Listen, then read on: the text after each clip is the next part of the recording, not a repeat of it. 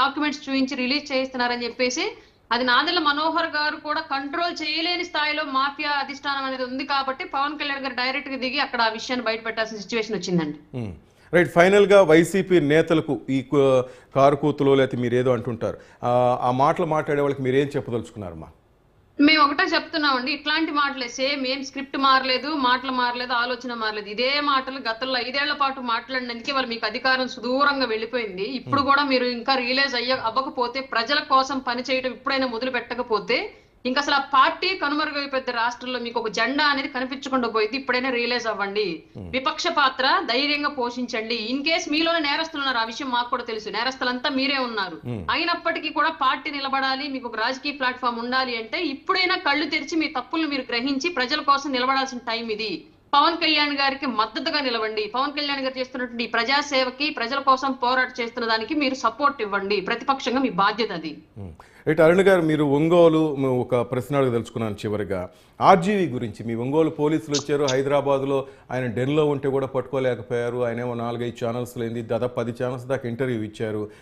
నేనేం తప్పు చేశాను పవన్ కళ్యాణ్ దిగే విషయంలో కానీ అప్పట్లో ఆయన చాలా ట్వీట్ చేశారు, మీకు తెలియంది కాదు, చాలా అసభ్యకరంగా మిమ్మల్ని అందరినీ, అభిమానులు కానీ మీ నేతలను కూడా చాలా బాధ పెట్టే విధంగా సినిమాలు తీశాడు ఆయన. ఈ రోజు ఆయన చూస్తుంటే సోషల్ మీడియాలో ఇదంతా కామన్ అంటున్నారు. మొత్తం మీద ఒంగోలు పోలీసులు ఆర్జీ విషయంలో చేతులు ఎత్తేసినట్టేనా?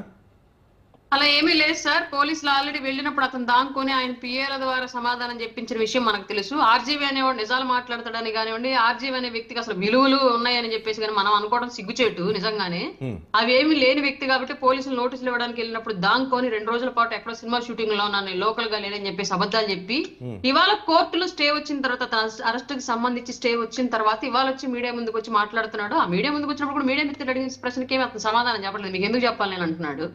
అతను మాట్లాడాల్సిందే మాట్లాడుతున్నాడు, విలువలు లేకుండా ఎలా మాట్లాడుతున్నాడు అలాగే మాట్లాడుతున్నాడు. ఆర్జీవీని అయితే వదిలే ప్రసక్తే జరగదు. గతంలో అతను చేసిన ఏ పోస్ట్ కి కూడా అతను ఖచ్చితంగా సమాధానం చెప్పి తీరాల్సిన చట్టం ముందు. ఎట్టి పరిస్థితుల్లోనూ మా ఒంగోలు పోలీసులు అతను వదలరు, మేము వదలం, మా పోలీసులు వదిలినా సరే. అంటే అది ఇదంతా కామన్ సోషల్ మీడియాలో అనేసి ఆయన కొట్టిపారేస్తున్నారు.